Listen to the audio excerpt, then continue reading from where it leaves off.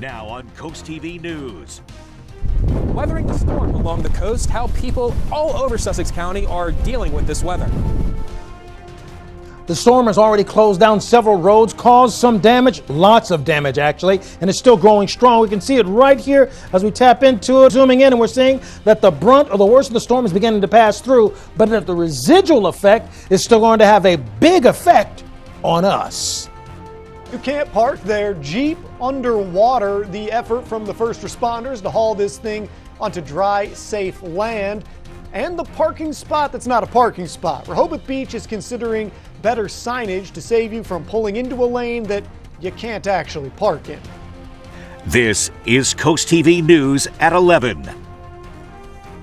Stormy weather, dangerous roads, closings and delays. Good evening, I'm Charles Sokaitis. Welcome to our News at 11. We begin tonight with wind gusts and rainy weather. Let's go ahead and take a live look outside to begin things here. This is down in Rehoboth Beach. You can see how wet everything is. You can't quite tell how windy it is, but that's why we've got our first alert. Chief Meteorologist Paul Williams. He's here to join us and take a look at things. Right now, we are still dealing with the last remnants of the heaviest line that's already pushed through. It's been tracking very steadily right now at about 30 miles per hour. There's a couple of aspects of this storm that's sort of the story behind the story that you need to understand. First and foremost, the initial impact has given us tremendous amount of rain, tremendous amount of winds that have been accelerating beyond 50 miles per hour. Zooming in tightly, you can see we still see widespread scattered showers. We're still under the active storm warning along the coast. And this line pulled through Georgetown and then run off the edge. Now, at one point, everybody felt the wave, this heavy wave that I'm talking about. But coastal flooding is still a major concern for us, along with this storm warning, with the last remnants of that heavy line that's now pushing through. Not creating any tornadoes, but it has created some scary circulations in the upper atmosphere, but we're still primarily dealing with flooding at this particular juncture. Now, here's where it becomes interesting. Right along Snow Hill, we've been monitoring what's happening with the possibility of flooding there. That's a big deal as this front pushes through and will begin to kick this on over. A bit of good news.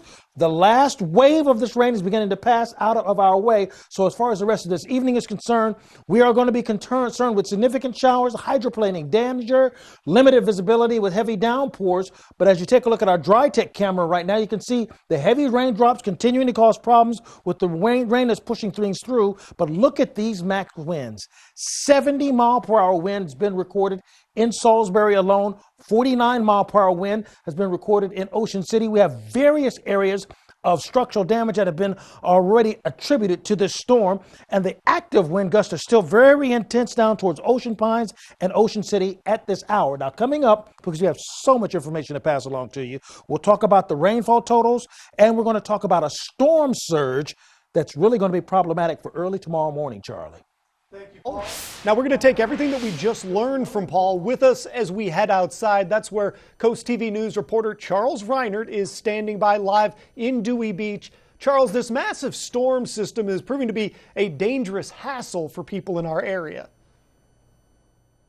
Charlie, I'm currently standing on Reed Street right in downtown Dewey Beach, and there's kind of a reason why I'm standing up towards Route 1 and not near the bay. Take a look over here. If I take a step back and I splish around a little bit, you can see just a taste of how bad Reed Street really is. This street is more like a river right now. And this is only one example of what this storm is doing to our coast tonight. Flooded roads like these in Dewey Beach are a common sight tonight across Delmarva. Roads looked more like rivers in Bethany Beach. And for workers like Ryan Mimic, it means a slow ride home. I'm out there in Georgetown, so the roads flood easier out there because there's a lot of trenches on either sides of the roads, so it's going to be tough getting back for sure. Along with the rain, we got wind. And with that wind, power outages. The Delmarva power outage map showing hundreds of homes in the dark. At Best Ace Hardware in Lewis, they say batteries and propane are the hottest commodities during big storms. We're anxious for the customers as well. Naturally, you want to do the best you can for everybody and have the supplies on hand. But even with the driving rain and blustering winds, it's not dampening everyone's spirits. I just appreciate everyone coming in and risking themselves being out here in the first place to support local business. You know, without the community and our local, our local people, we wouldn't be running. So whatever it is, just get home safely and we'll see you on the other side of it. Weathering the storm and hoping for sunny days ahead. We will be continuing to monitor this storm and cover the cleanup process, so be sure to stick with Coast TV News on Coast TV's Morning News. I'm Charles Reinert, live in Dewey Beach, Coast TV News. Thank you, Charles, for standing out there in all that rain and wind. We appreciate it. Now, in that story from Charles, he did mention power outages. Let's take a look at the Delmarva power outage map from their website.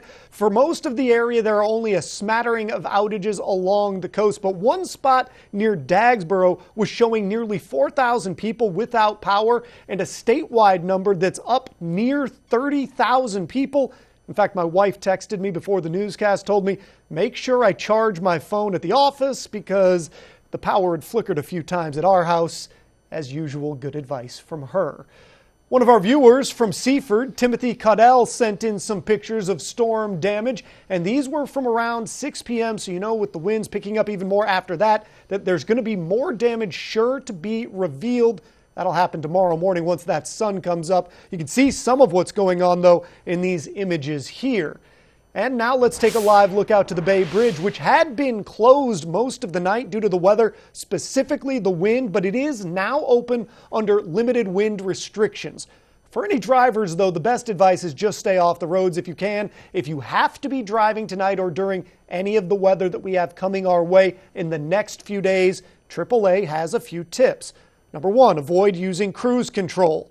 Brake early. Increase your following distance and keep an eye out for hydroplaning. Drivers are also encouraged to avoid standing or rising water. These current conditions will delay some school openings in the area tomorrow. Sussex County school districts are pushing things back about 2 hours. Those school districts are Sussex Tech, Cape Henlopen with no AM pre-K, that's an important one, and Indian River School District with no morning preschool activities.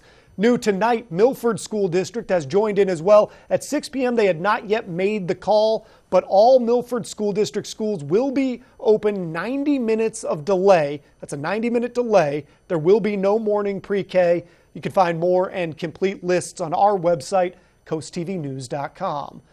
We're not the only ones getting hit by weather tonight. A winter storm walloping most of the country. Over half the U.S. population remains under wind alerts from the south up to the northeast.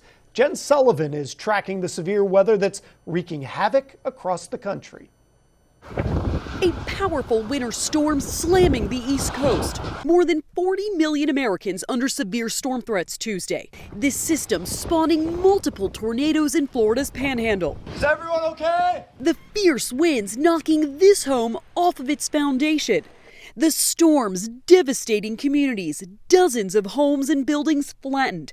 49 of Florida's 67 counties under a state of emergency. And the severe weather is still not over. Much of the threat lingers through Wednesday morning. These storms are going to be capable of producing widespread damaging winds up to 70 miles an hour. The storm knocking out power to hundreds of thousands of people across several central and southern states Monday afternoon. On a Georgia highway, a fallen tree severing this car, killing the driver. Meanwhile, the Northeast bracing for widespread flooding. Some areas could see up to 4 inches of rain overnight. I urge all residents to use extreme caution. All of New Jersey now under a state of emergency. Crews on standby for water rescues. We're preparing for the worst. New York City and surrounding areas could see wind gusts up to 70 miles per hour. When you get over 70, then it's a very dangerous situation. One of the greatest concerns is coastal flooding. The storms also crippling travel. Around the country, at least 1,000 flights have been canceled and 7,000 more delayed, according to FlightAware. In New York, I'm Jen Sullivan reporting. New tonight, flooding, especially on evenings like this one, is an ongoing problem in certain areas of Delmarva. In Long Neck, a project is underway to help mitigate that.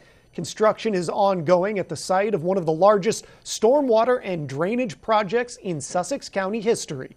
The project, which is happening at the Inland Bays Regional Wastewater Treatment Plant on Cannon Road near Long Neck, has a goal to prevent flooding along Cannon Road and the county's spray irrigation fields.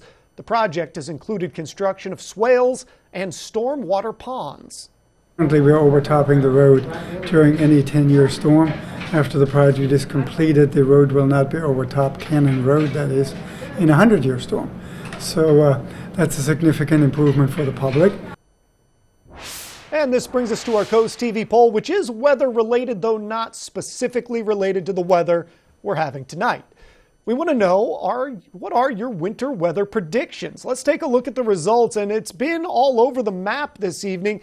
Right now, the leader in the clubhouse, mild conditions. I think that might be at least slightly aspirational. 63% of you at home saying you think it's going to be mild. About 17% say they think that we're going to get a heavy snowfall, and about 20% say frequent storms.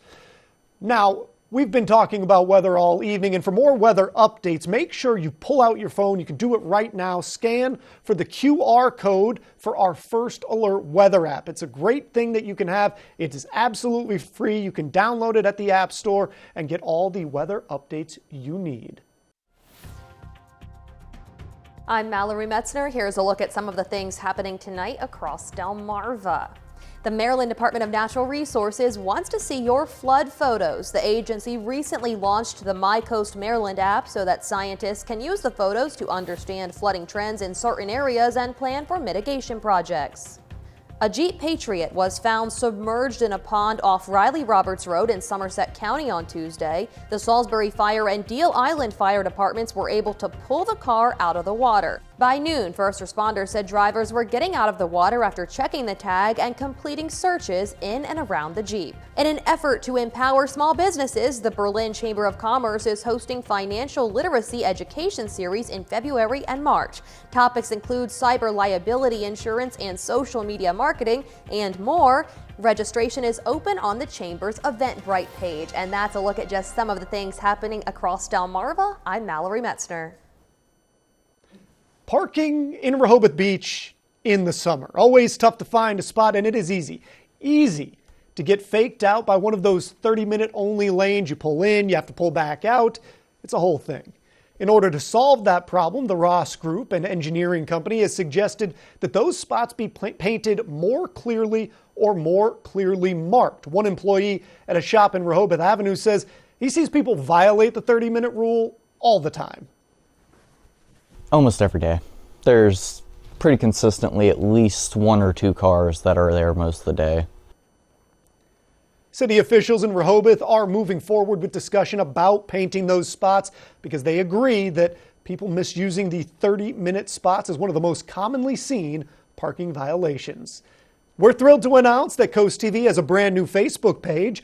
For the latest in news, exclusive content, and interactive discussions, make sure to visit and follow our new page. You can just head over to facebook.com/CoastTVNBC, or, and this is much easier, just scan the QR code on your screen right there. You can help us stay connected. And we are just getting started. Still to come, the rules of the road. One Delmarva community is battling over shoulder space. Should it be used for parking or for bike?